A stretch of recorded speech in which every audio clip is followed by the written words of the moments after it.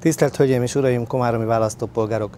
Nagy szeretettel köszöntöm Önöket, Márkos Attila vagyok, Komárom város független polgármester jelöltje. Engedjék meg, hogy néhány gondolatot megosszak Önökkel a 2010-es önkormányzati választásokkal kapcsolatban. Mindig a választás évében, idén is a Komáromi Televízió lehetőséget biztosított a polgármester jelöltek számára egy televíziós vitára. Én ezen a vitán nagyon szerettem volna részt venni, mégpedig azért, hogy közösen megvitathassuk, illetve elmondhassuk a Komárommal kapcsolatos terveinket. Ez a vita sajnos nem jöhet létre, mert Molnár Attila, aki Komáromban a Párbeszéd csapatának vezetőjeként hirdeti magát, nem hajlandó szóba állni velem, illetve nem hajlandó leülni egy televíziós vitára.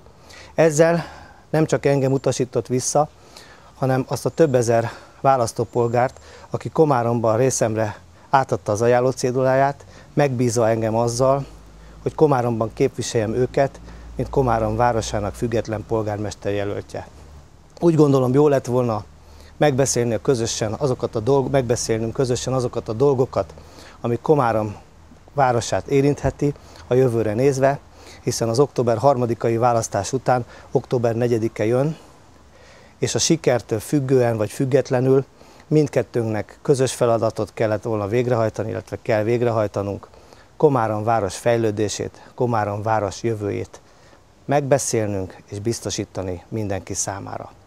Én úgy gondolom, én ebbe partner lettem volna, nagyon sajnálom, hogy a Párbeszéd csapata ezt nem vállalta. Köszönöm megtisztelő figyelmüket, viszontlátásra!